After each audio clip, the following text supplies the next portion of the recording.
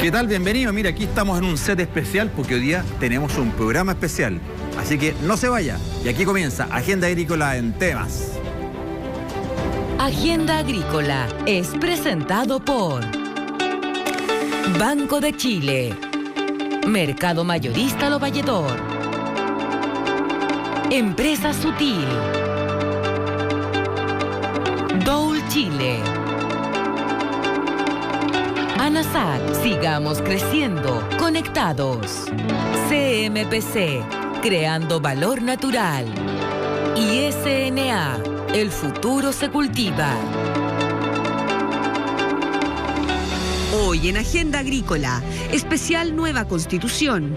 Terminó el trabajo de la Convención y analizamos las propuestas que reforman la Carta Magna y qué consecuencias podrían traer para nuestra agricultura.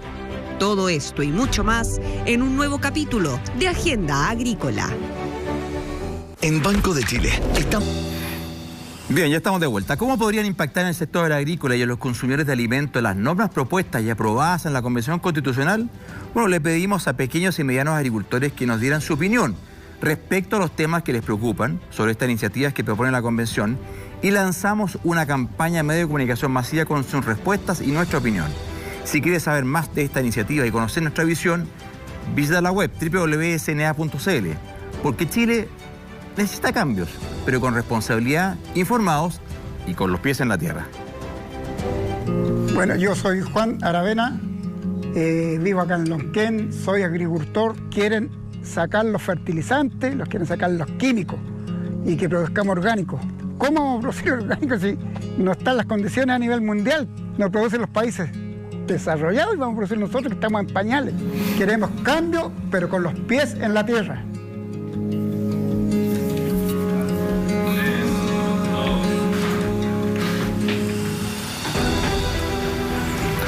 Bueno, estamos sin duda viviendo un momento histórico, luego de que cerca del 78% de las personas que votaron en el plebiscito de entrada propusieran o aprobaran avanzar hacia una nueva constitución. Bueno, la Convención Constitucional trabajó un periodo largo de tiempo y ha entregado yo al presidente de la República, ¿no es cierto?, el proyecto constitucional, que ahora es responsabilidad de cada uno de nosotros, como ciudadanos chilenos, de definir si es un buen o mal trabajo. Y para eso es muy importante hacerlo de manera informada, con responsabilidad de cada uno de nosotros. Y para eso tenemos hoy día un programa especial donde no pretendemos fijar una posición de cómo debe votar, sino que más bien informarlo con antecedentes claros y pues con personas muy especializadas en sus temas respecto de este borrador constitucional. Quiero saludar en primer lugar a Richard Caifal, abogado y director ejecutivo de la Fundación Raquisuam. Muchas gracias. Richard, muchas gracias por estar aquí hoy día con nosotros. Además, el único hombre, así que por eso parto con él. Gracias por la invitación también. Encantado. Gracias, Richard. Carolina Cruz, ingeniera agrónomo de la Pontificia Universidad Católica de Paraíso, asesora independiente con especialidad en uva y presidenta de Uva Nova. Carola, muchas gracias por estar aquí con nosotros. Gracias a usted. Un gusto estar acá. Encantado. Y doña Tatiana Celume, académica, investigadora en la Facultad de Derecho y Ciencias Sociales de la Universidad de San Sebastián, doctora en Derecho, especialista en Derechos de Agua y además muy responsable de justamente del tremendo trabajo que se hizo para modificar el Código de Agua hace ya recientemente dictado, pero trabajado muy profundamente en el gobierno de la presidenta Bachelet. Tatiana, muchas gracias por estar aquí hoy día con nosotros. Juan Pablo, muchas gracias por esta invitación, estoy muy contenta de estar aquí. Qué bueno. Bueno, quería preguntarles a todos primero, ¿qué les parece este momento histórico que estamos viviendo, esta propuesta constitucional, este trabajo constitucional? ¿Cómo lo han visto cada uno de ustedes? ¿Por dónde empezamos? ¿Quién quiere partir? Usted está... Bueno, como tú bien lo dices, es un momento histórico. Todos estamos de acuerdo de que Chile necesita cambios, necesita también alternativas, porque hay que actualizar mucha de la legislación que tenemos al día de hoy, pero también con mucha responsabilidad y sentido país y sentido de futuro.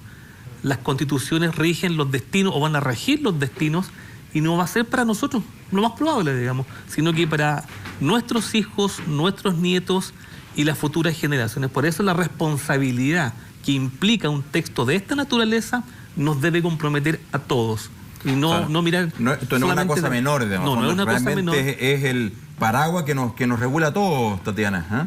Sí, completamente. Estoy totalmente de acuerdo con Richard. Yo creo que este es un momento muy especial en que tenemos que poner sobre la mesa las cuestiones que a los chilenos y a las chilenas nos preocupan, de cómo poder gestionar nuestro futuro común, en definitiva. Para allá vamos.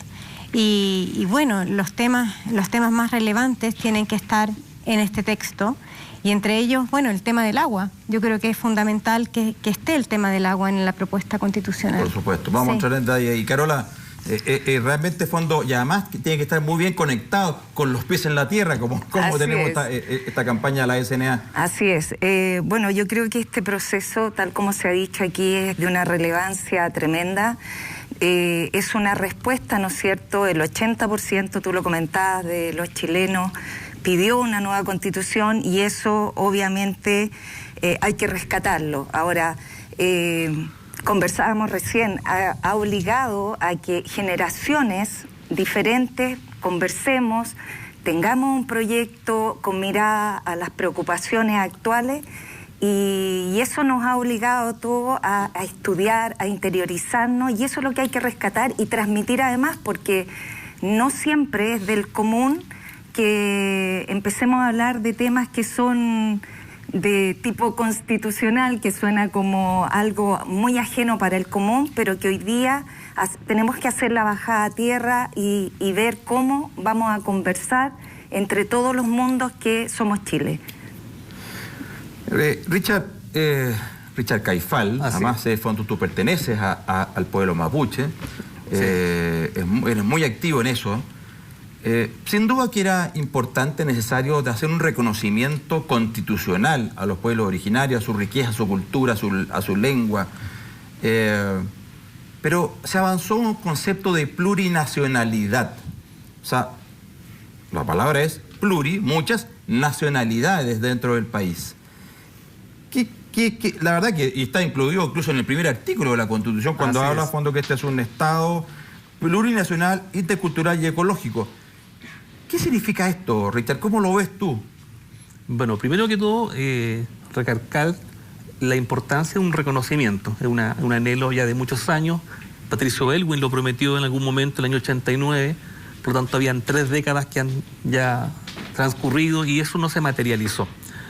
Ahora bien, dentro del texto constitucional quedó plasmada la idea de la plurinacionalidad, pero yo no pongo el énfasis tanto en dicho concepto, sino que en los contenidos posteriores. ¿Ya? La autonomía territorial, la justicia indígena, los privilegios políticos, la consulta y consentimiento, la reparación. Sí, y porque en el fondo, tanto el pueblo Rapa Nui o los pueblos en general tienen un idioma común, tradiciones, territorio, y eso sociológicamente está definido como naciones.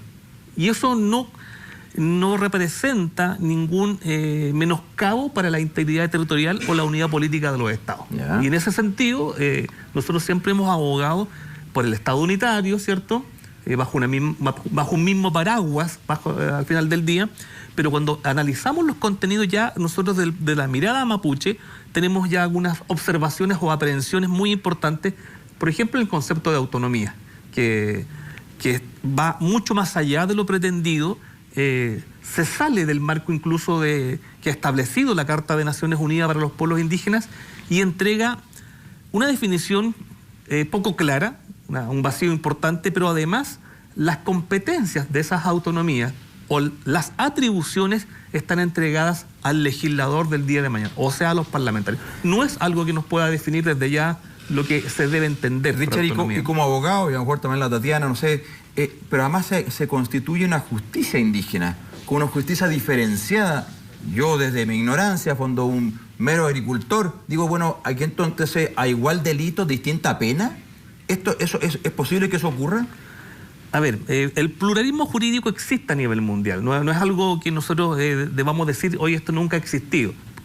Segundo, claro, se hizo una mala copia del espíritu de lo que es el pluralismo jurídico y no se definieron por un lado las materias que comprendería y por otro a quienes afecta, que es una cosa muy básica de todo debido proceso, digamos.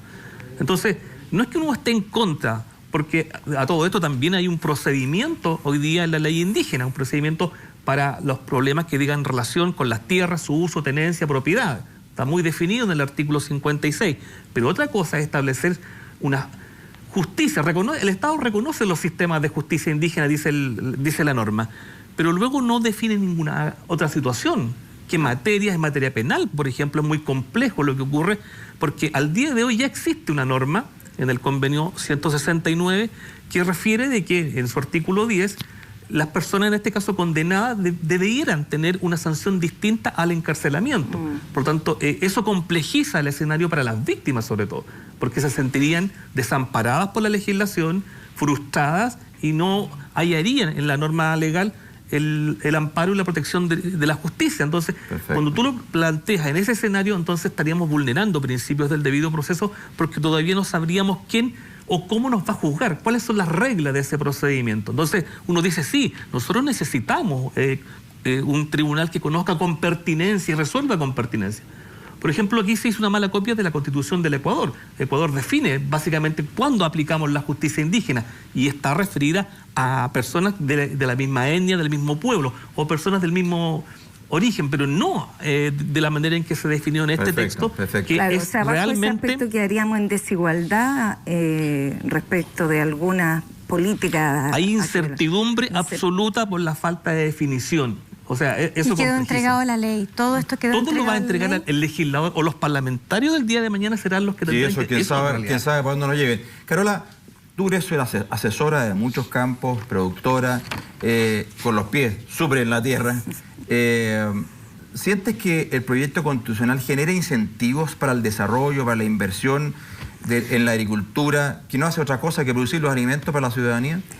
Mira, al revés, Juan Pablo, yo creo que aquí hay mucha incerteza. Hay incerteza respecto a la propiedad y para qué decir respecto al tema de los recursos hídricos.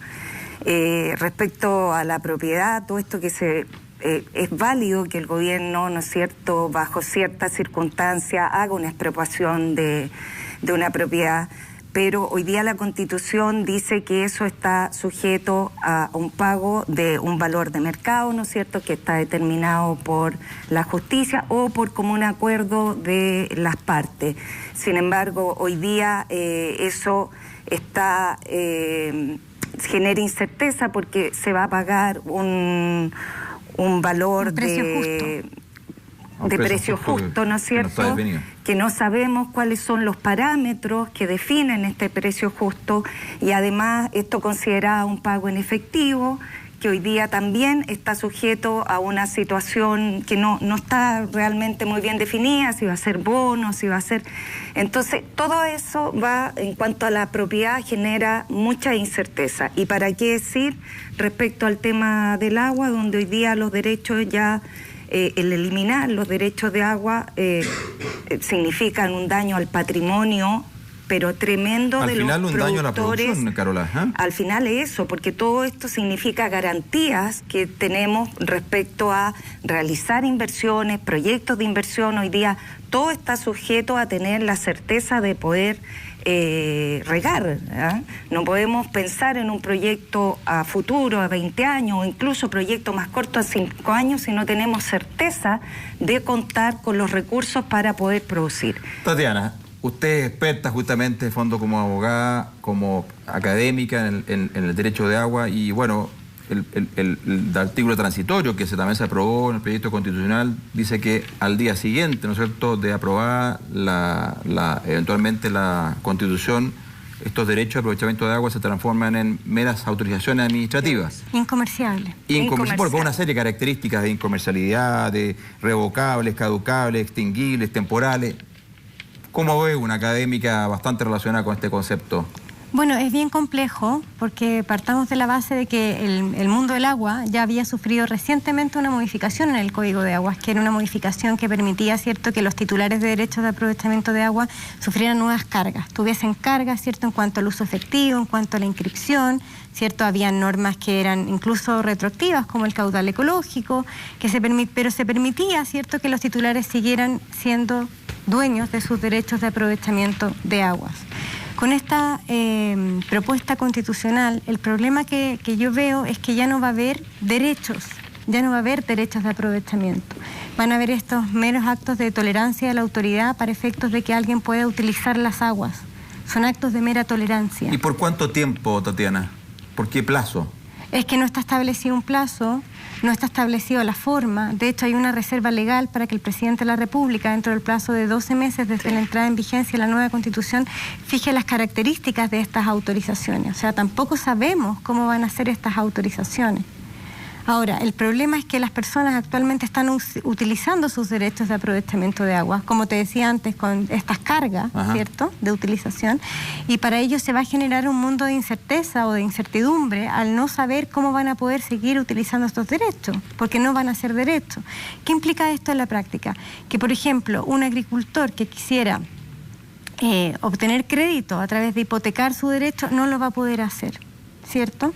Una sanitaria que requiera aguas, ¿cierto?, en épocas estivales, en que requiere comprar derechos de aprovechamiento en el mercado, tampoco lo va a poder hacer, porque no se van a poder transar. Al ser incomerciables, no se pueden transar. Perfecto. No hay ningún negocio jurídico. ¿Qué pasa si una persona, nosotros, que atiende a la Carola como asesora, quiere vender su propiedad, vender su parcela, que hoy día la vende, la transa, tierra y agua? Claro. ¿Qué pasa en ese caso? ¿Puede transar, puede traspasar este permiso para regar? No se puede traspasar ese permiso para regar. Claro, ese es el problema, porque al declararse incomerciable, bueno, las autorizaciones de por sí son incomerciables, pero aquí se establece claramente, o sea, en el texto expreso de que son incomerciables. Y al ser incomerciables no son sujetos... en prenda en los bancos o como garantía. Exactamente, también. Carolina, o sea, no dejan de ser objeto de negocios jurídicos. Entonces, ya no ingresan al patrimonio de los titulares, porque no hay titulares, hay sujetos autorizados, ya no hay titulares de derecho. Entonces, eso complica mucho el escenario hídrico, yo creo, para los agricultores especialmente. Tatiana, porque el otro día escuchaba al ex convencional a esta altura, Baza, que le preguntaba justamente de estas autorizaciones administrativas o permisos para regar, que van a ser eventualmente entregados entonces para un fin, para regar. Claro. Pero entonces se le preguntaba, bueno, si es que el agricultor quiere embalsar, Carola, porque tiene un pequeño tranque. No. Se le puede eventualmente revocar el permiso porque fue entregado para regar, no para embalsar. Claro. Y yo, una duda, digo, bueno, y si es que yo pido el permiso para regar limones y mañana quiero producir lechugas o durazno, ¿también voy a tener que volver a pedir la autorización para regar? Yo me imagino que no. Yo creo que el tema está establecido en usos productivos y en usos ecosistémicos y en usos de consumo humano. Me imagino que entre un mismo uso de riego no creo que haya tanta sutileza, porque sería llegar a un extremo de tener que definir voy a regar 4 paltos o voy a regar 4 limones. No. Yo creo que no llega a ese extremo, pero sí es complejo igual, porque la administración va a estar siempre fiscalizando lo que tú estás, en qué estás utilizando el agua, y no le vas a poder dar un uso más eficiente, como dices tú. Hemos tenido en el programa muchísimas conversaciones con muchos actores respecto de la situación que se vive en la macrozona sur y esta anhelada, por favor, paz en la Araucanía y en la zona. ¿Cómo sientes, cómo ves tú por ejemplo, este pluralismo jurídico y otros conceptos que nos propone el borrador constitucional de cara a la paz con los pueblos originarios, y ya incluso no solo en la macrozona sur, sino que a nivel de todo el país, donde hay pueblos originarios en todas partes? También señalar, antes de responder tu pregunta, lo necesario que es regular aspectos del agua, porque en la región tenemos una cantidad de millones impresionantes destinados al reparto a través de camiones de aljibe. Es una realidad que también tenemos que poner sobre la mesa, porque eso es algo extremadamente urgente. Pero claro, las normas que están planteadas en el texto, ya sea el pluralismo, sea la autonomía, sea los escaños reservados, sea la restitución, ¿cierto?, como mecanismo preferente de reparación, complejizan el escenario de la región. Y hay grupos extremos que hoy día han señalado expresamente la vía o el uso de las armas. Entonces, con una constitución que no define claramente el norte hacia dónde vamos a caminar, estos grupos extremos yo creo que van a seguir insistiendo a través de su mecanismo violento para hacerse también de propiedades. Esto es el escenario bastante complejo desde el punto de vista del incentivo o el alentar o la ocupación ilegal. la ley también ya mandataba que se debían instituir procedimientos adecuados en el sistema jurídico nacional para solucionar las reivindicaciones, pero procedimientos adecuados, no aquellos que alienten, ¿cierto?, o colisionen con los derechos de terceras personas. Aquí también hay que respetar el marco institucional y democrático. No es estar en contra de los derechos indígenas, sino que básicamente respetar lo que la democracia resuelva, la institucionalidad y obviamente a la otra persona. Si lo que ocurre es demasiado violento, lo que ocurre como a veces desalojan, desocupan a la familia de su vivienda. Entonces no podemos tolerar y aceptar esos niveles de violencia, sino que todo eso se tiene que encauzar, porque hay que también decirlo, la historia lamentablemente es trágica, sí, pero tenemos que hacerlo de manera adecuada y muy respetuosa del resto de los chilenos. Hay agricultores que incluso tienen que pagar una suerte de peaje para poder producir en cierta zona. Y no solamente donde los tienen considerado, digamos, seguramente, sí, no sé, yo lo hablo porque estoy más cercana a la parte agrícola, pero eso no puede ser. Te fijas que tengas que considerar dentro de lo que produces una cantidad adicional que se va a tener que pagar como un peaje para poder producir. Te quería llevar a otro tema, porque los agricultores viven, ¿no es cierto?, en la naturaleza, son parte de alguna manera del fondo de la naturaleza y la cuidan. Y hay en Chile una institucionalidad bastante robusta que además se ha ido acrecentando respecto al cuidado de la naturaleza y a los deberes del ser humano respecto del cuidado y la protección de la naturaleza. Pero en el proyecto constitucional se le dota de personalidad jurídica a la naturaleza, con derechos de la naturaleza. Y en donde además si uno tal vez lee, tal vez un poquito entre líneas, lee de fondo que de alguna manera se le da una superioridad jurídica de derechos a la naturaleza por sobre el ser humano. ¿Era necesario esto? No, ¿Cómo impacta? Mira, yo creo que en esto, si en algo hemos pecado, es que hemos comunicado poco.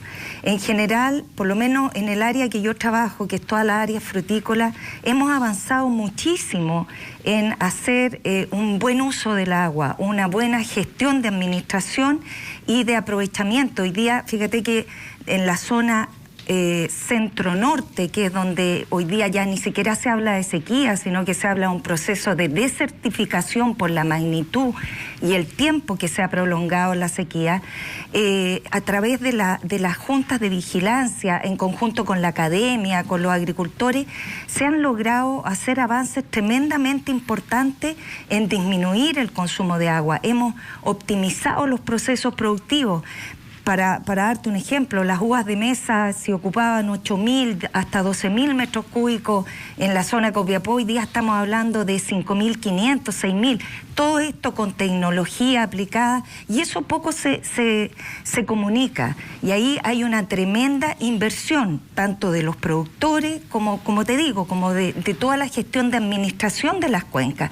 Es cierto que necesitamos todavía avanzar más en lo que es el balance hídrico de las cuencas de cada zona, pero hay avances importantes. Entonces, es cierto, aquí hay un cuidado a la naturaleza, hay un cuidado a los caudales ecológicos, pero también necesitamos tener un cuidado a lo que significa la generación de trabajo, la generación de divisas al país. Hoy día tenemos un país que ha logrado, ¿no es cierto?, tener una consolidación en términos de exportaciones, en el caso de la fruta, y bueno, y eso mismo hay que traspasarlo al pequeño agricultor. Aquí nosotros creemos, y fíjate que yo he pensado mucho con incluso agricultores de la zona, que necesitamos hacer una suerte de apadrinamiento de pequeños productores, de llevarles la información, hacer esta bajada que es súper necesaria, y quizás esta parte de lo que nos convoca hoy día a conversar es tener esta como realidad de empezar desde las bases a tecnificar, a ayudar con información y hacer todo eso para poder levantar todo esto. Pero comunicamos poco, Juan Pablo. Siempre ha habido un respeto y obviamente pasa, como decías tú, por regular también. Sí, esto necesita una regulación, pero sin desconocer lo que se ha avanzado. Correcto. Tatiana, justamente todo esto que hablaba la Carola de ese trabajo y avance en la tecnificación y ser más eficiente en el uso del recurso hídrico en particular, Cuando tú pones un escenario, fondo, en que en verdad no hay un derecho, sino que hay esta autorización administrativa, un permiso precario y por un tiempo no determinado, ¿cómo quedan los incentivos para que, por ejemplo, los agricultores hagan inversiones para ser más eficientes, efectivos en el uso del recurso? Me refiero a la tecnificación del riego directamente en el predio, o también a nivel más general, hacer fondos, juntarse varios agricultores y hacer entonces un embalse o un tranque para acumular, o la desalación. ¿Cómo quedan los incentivos para invertir en mayor oferta y en mejorar la demanda, el consumo, si es que hay esta precarización del fondo del derecho, que ya no va a existir? Claro, es que se pierde ese incentivo, se pierde absolutamente el incentivo porque la persona ya no va a poder ahorrar agua, por así decirlo, para efectos de poder darle otra utilización o reservarla o transarla o venderla, ya no va a poder hacer eso. Entonces se pierde todo el incentivo. O sea, transformar el derecho a aprovechamiento, que es una herramienta muy útil, que puede estar limitada, que puede estar restringida, que puede estar controlada de hecho, pero que sea un título que ingresa al patrimonio de las personas, es eficiente. Es eficiente porque esa persona puede acudir al mercado luego para efectos de controlar cierto su eficiencia, o sea, llevarlo a hacer un uso más eficiente del agua. Pero si no tenemos derecho, no tenemos la posibilidad, ¿cierto?, de poder transarlo, o sea, con esto se elimina de raíz lo que es el mercado de derecho de aprovechamiento de agua, se termina. Correcto. Y eso genera, ¿cierto?, este problema de que no va a haber eficiencia en el uso del agua. Después que también hay que conversar un poquito de la gobernanza, el cambio de la gobernanza, pero vamos a ir a una breve pausa, luego esta interesante conversación y ya volvemos con más Agenda Agrícola Especial aquí en TV+.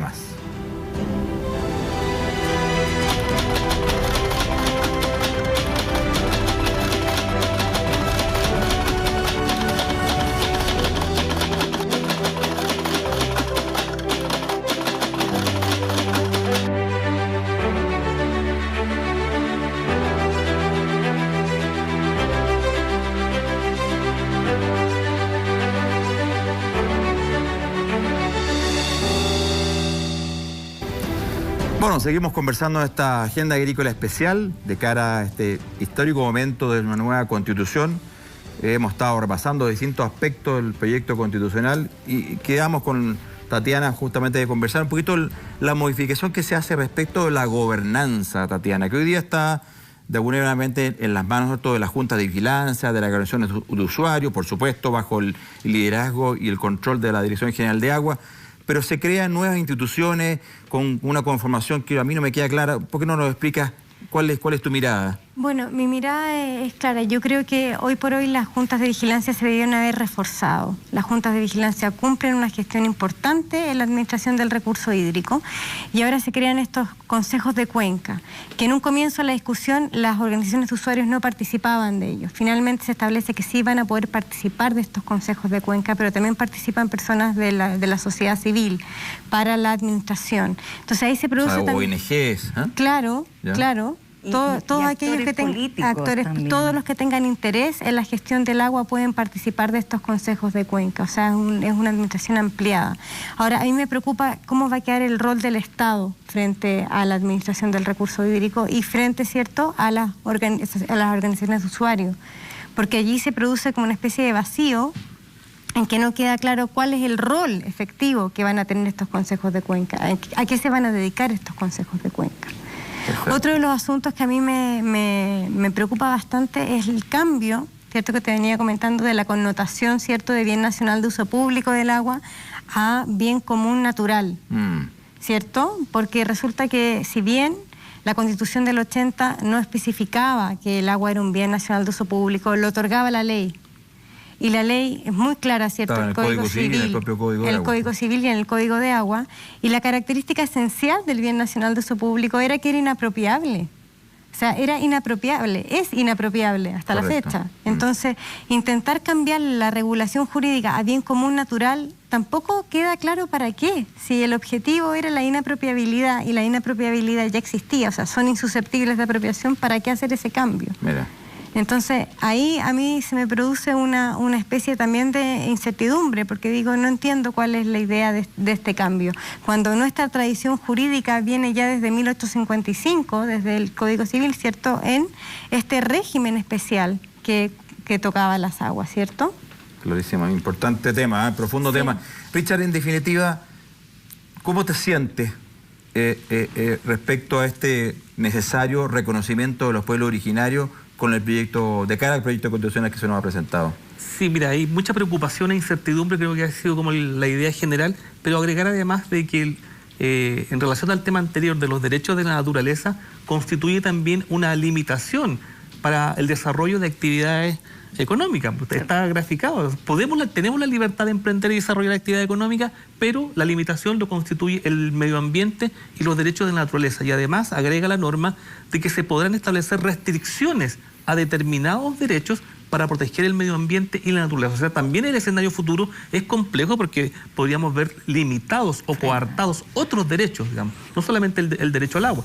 Y lo que resulta complejo y que no está bien resuelto en el texto también propuesto es qué pasa con los territorios indígenas donde también se tiene acceso al agua el día de hoy. O sea, vamos a tener también una situación bastante conflictuada con los actuales propietarios. Ahí sí se le da derecho de propiedad. Claro, por eso. Entonces, ¿cómo resolvemos ese asunto? Porque por un lado está el derecho que nosotros reivindicamos de tener acceso, o todas las personas debieran tener acceso para el consumo humano, por lo menos. Es también un derecho de cuarta generación, digamos.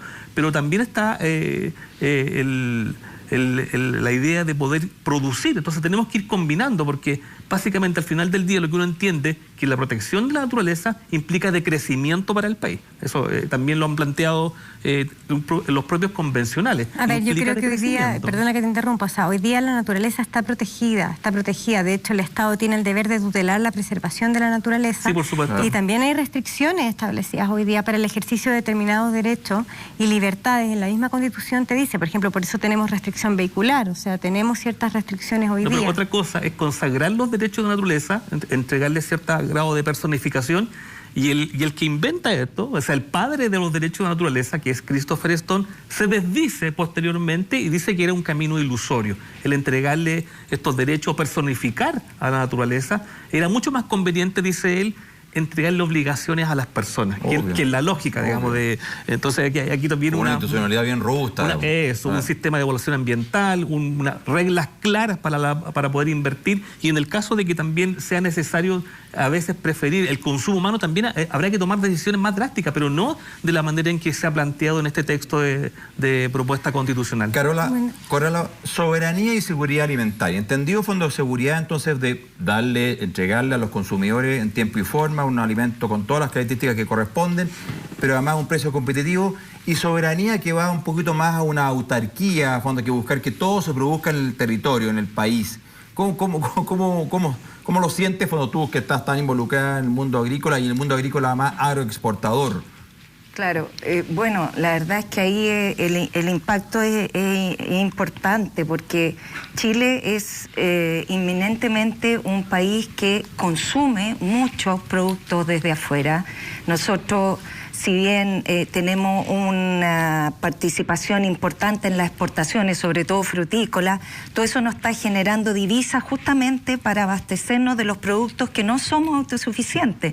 Nosotros somos un país que no nos caracterizamos por grandes extensiones, por lo tanto todos estos cultivos más masivos, trigo, maíz, importamos mucho de ellos. Dependemos de las exportaciones. Necesitamos promover, ¿no es cierto?, esto en que somos sólidos, que no hemos hecho una imagen país potente para poder comercializar, ¿no es cierto?, y tener este equilibrio entre lo que exportamos y lo que importamos. Por lo tanto, desfavorecer lo que es la inversión, los proyectos, en cosas que sabemos que tenemos una expertise importante y que podemos además desarrollarlo más en profundidad, a mí me parece que va en contra de todo lo que el país necesita, que es tener una actividad comercial importante para justamente después poder dar soluciones a todas las demandas que estamos hoy día, las demandas sociales que se están conversando. Si no crecemos, imposible que podamos tener capacidad de poder llegar a dar soluciones equitativas a todas las demandas. Tatiana, yo decía al principio, tú fuiste muy activa, ¿no es cierto?, en la generación, la discusión, el análisis de la modificación al Código de Agua, una discusión bastante larga, acalorada a rato, pero en lo técnico, en lo objetivo, con posiciones tal vez diferenciadas, pero finalmente se llega luego de 10 años, 11 años, sí, a un proyecto que fue aprobado por la unanimidad del Parlamento y el proyecto como que lo borra de un plumazo, digamos. Toda esa discusión, ¿cómo ves, cómo sientes cuando esta... Sí, yo creo que fue una modificación, tal como dices tú, ardua, lenta, fue con intereses muy contrapuestos, pero se llega al final, ¿cierto?, a un consenso de la unanimidad. O sea, era necesario imponer esta reforma, ¿cierto?, al Código de Agua. Y bueno, y con esta... Pero siempre el Código de Agua y sus reformas estuvieron pensados en la lógica de los derechos. Como te decía antes, un poco los derechos que estuviesen restringidos, los derechos que estuviesen limitados, pero sin dejar de ser derechos, sin dejar de ser títulos que se incorporaban al patrimonio de las personas. Hoy por hoy, con la propuesta constitucional, todo eso se borra de un plumazo, porque ya el usuario no va a tener un título, no va a tener un derecho. Claro.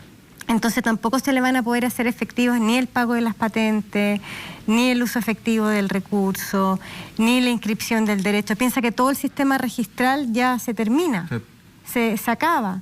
Entonces también vamos a perder un poco, hay una suerte, ¿cierto?, de registro administrativo de las autorizaciones, pero no es lo mismo que tener un derecho inscrito en el registro de propiedad de aguas del conservador de bienes raíces que te da certeza, que te da certidumbre en definitiva acerca de tu título. Entonces aquí lo que se intentó hacer, y un poco lo que yo he escuchado de otras personas que han asesorado a la Convención Constitucional, es que se intenta sacar el paradigma de la propiedad. ¿Ya? O sea, decir, por ejemplo, en esta idea del bien común natural, es que eso ya no es propiedad del Estado y no es propiedad de los particulares, es propiedad de nadie, no hay propiedad allí. Y lo mismo con la autorización. Y creo que ahí se comete un grave error, porque si bien se debió haber declarado inapropiable, ¿cierto?, o insusceptible de propiedad, digamos, el recurso, sí los derechos debieron haber sido incorporados al patrimonio de los usuarios. Perfecto, clarísimo. Así que... Oye, nos queda muy poco tiempo y así como partí con una pregunta general, quisiera terminar con una pregunta general, quien quiera tomarla, digamos. Pensemos en el 5 de septiembre, cualquiera sea el resultado, está por verse. ¿Qué esperan como ciudadanos chilenos, Richard? Luego del 5 de septiembre, en fondo, ¿qué esperan de cara al desarrollo de nuestra nación? Bueno, todos esperamos cambios. Queremos una nueva carta fundamental para Chile, pero una carta, como lo dijo Ricardo Lagos, que concite los consensos, que podamos darle certeza a la gente, que le podamos dar sentido país, sentido de unidad, y nosotros particularmente seguimos insistiendo en lo necesario de nuestro reconocimiento, abogamos por los derechos de los pueblos indígenas, no estamos renunciando a ellos, pero no queremos colisionar o no queremos que esos derechos colisionen con el resto de la ciudadanía. Eso hay que enfocarlo con un sentido de unidad, algo que nos convoque a todos y que hay mucha esperanza en la ciudadanía, así lo manifestó en su momento, y que queremos trabajar arduamente por nuevos cambios y dejarle un país a las futuras generaciones, pero un país que realmente concite esa unidad, ese consenso para poder seguir avanzando y desarrollándonos. Bien. Carola, Tatiana. Bueno, yo creo que tal como lo dice Richard, todos esperamos cambios, queremos que esos cambios sean informados, que tengan una visión de país, una visión del país que necesitamos, que es un país que sea solidario, pero que no pare su crecimiento, y que algunas banderas, ¿no es cierto?, de lucha que se han tomado, como es el caso del agua, sean bien enfocadas, no se malinterpreten, no tengan un uso político, sino que vaya enfocado a las necesidades de un país que tiene que crecer, que tiene que desarrollarse, que tiene que invertir en formas de cómo lograr más agua para Chile, plantas desaladoras, infiltración de cuencas cuando sea posible, incorporar tecnología, de manera que estemos conversando de cómo nos hacemos cargo de esta mayor cantidad de agua que hemos incorporado y no estemos peleando por la poca que tenemos. Muy bien. Tatiana. Bueno, yo también abogo porque exista un nuevo texto constitucional. Yo creo que es importante que ya creo que el texto del año 80 ya cumplió su ciclo. Y creo que toca, ¿cierto?, un nuevo texto. Pero que ese texto en materia de aguas incorpore, ¿cierto?, el derecho humano al agua. Yo creo que es importante. Que establezca, ¿cierto?, que el agua es un bien nacional de uso público, o sea, que eleve su condición de bien nacional de uso público. En que se preocupe, ¿cierto?, de establecer que el derecho de aprovechamiento existe y como tal, ¿cierto?, está restringido, está limitado, tiene características especiales, que tiene que estar, ¿cierto?, la administración regulando este derecho, pero que exista, ¿cierto?, este mercado y que se pueda el derecho utilizar de manera eficiente, como decía Carola, o sea, incentivar también las nuevas fuentes de agua, las fuentes alternativas, como son la reutilización del recurso, como es la desalación, ¿cierto?, como es la infiltración de acuíferos, o sea, poder generar un marco que nos ayude a efectos de poder utilizar más y mejor nuestros recursos hídricos. Perfecto. Tatiana, Carola, muchas gracias. Richard, muchísimas gracias por la oportunidad de conversar con ustedes, por el tiempo que se han dado, por la altura de mira, a fondo, como se han tocado los temas. Es justamente el objetivo que teníamos planteado como programa, como agenda agrícola, de cara a los agricultores y a tanta gente que nos ve, que le gusta, que le encanta, que se fascina con el mundo agrícola, con todo lo que hay detrás de eso, la producción de alimentos. Pero qué importante en fondo es poder tener estos diálogos, estas conversaciones, que es lo que también nosotros queremos invitar desde aquí a que todos tengamos esos diálogos, que tengamos esas conversaciones. Aquí se han obtenido cierta información objetiva, con gente muy especializada, para que cada uno de nosotros podamos avanzar y votar el día 4 de septiembre de manera responsable, un voto que es jamás obligatorio, pensando en sí mismo, en su familia y, más importante que eso, en nuestra patria, en Chile entero. Vamos a ir ahora a ver al director de INDAP, que se trasladó a la comuna de San Nicolás, en la región de Ñuble, para justamente ver cómo está avanzando el plan Siembra por Chile y además conocer lo que están haciendo ahí unos agricultores en la agroecología. Vamos a notar. La Autoridad del Agro, junto con visitar la comuna agroecológica de San Nicolás, destacó los más de 146.000 millones de pesos que se han entregado por escasez hídrica INDAP Ñuble en el marco de Siembra por Chile para beneficiar a 734 pequeños agricultores de Itata, Dihuillín y Punilla, las 3 provincias que conforman esta región. En el ámbito de los incentivos para cultivos tradicionales y que en este terreno considera plantaciones de trigo, avena, cebada, arroz, maíz, viñas, además de la reciente incorporación de papa, se han otorgado ayudas que superan los 240 millones de pesos. Esta línea de acción del Plan Siembra por Chile permite a pequeños productores acceder a un subsidio no reembolsable de 200.000 pesos por hectárea, con un tope máximo de 5 hectáreas para fomentar la producción de estos cultivos. A ambas les ha ido muy bien con la agroecología. Y a nivel también, eso repercute a nivel social porque se traduce en un mayor bienestar de las personas que están mejorando sus ventas, mejorando sus márgenes, incorporando prácticas agroecológicas. Entonces, la agroecología realmente es una gran alternativa para la agricultura familiar campesina. En el área de la comercialización, INDAP Ñuble ha destinado recursos que permitirá la ampliación de la red de mercados campesinos en la región. Con una inversión de 3 millones de pesos se inaugurará un nuevo espacio en el sector Quilamapu de la ciudad de Chillán. Complementariamente, se anuncia la realización de la tradicional Expo Mundo Rural en Ñuble, en una fecha y lugar por confirmar. Otra de las medidas implementadas por INDAP en el marco del Plan Siembra por Chile es el programa de condonaciones de intereses y regularización de deudas que en Ñuble beneficiará a 577 productores que hoy se encuentran en condiciones de morosidad de sus compromisos crediticios con INDAP. En esta región existen 3.000 usuarios con créditos al día. Durante 2021, INDAP entregó apoyos económicos a 16.200 pequeños agricultores. De ellos, 4.600 eran mujeres del mundo rural. Durante su recorrido por la región de Ñuble, el director nacional de INDAP visitó a un grupo de productoras agroecológicas de la comuna de San Nicolás y una planta desaladora ubicada en Copquecura. También se reunió con funcionarios de la Dirección Regional de INDAP Ñuble en Chillán y con un grupo de viñateros con quienes abordó el actual escenario de este tradicional rubro. Muy bien, gran trabajo esos agricultores ahí en la comuna de San Nicolás. Felicitaciones. como también el gran trabajo que está realizando especialistas de empresas CMPC junto con científicos y la comunidad de Rapa Nui para llevar a la isla parte de su patrimonio. Mire. Toromiro, de la extinción a la vida. La isla de Rapa Nui nos cuenta su increíble historia y patrimonio. Parte de ella basada en su árbol ceremonial, el toromiro, una especie que sufrió la extinción total, pero que hoy tiene una esperanza que nace en la investigación de un grupo de especialistas de CMPC. Ellos encontraron la clave de la vida, una bacteria que permite al toromiro volver a su isla. Gracias al trabajo conjunto de la comunidad científica, el pueblo de Rapa Nui y CMPC, porque juntos creamos valor natural. Excelente, ¿eh? Fantástico ese toromiro. Vamos a una breve pausa y ya volvemos con más Agenda Agrícola. ¿Quién te ve más? En Banco de... Bien, como cada semana vamos a ir a las tendencias de mercado. En mercado de Nueva York con nuestro amigo Enrique Veloso. ¿Dónde estará? Vamos.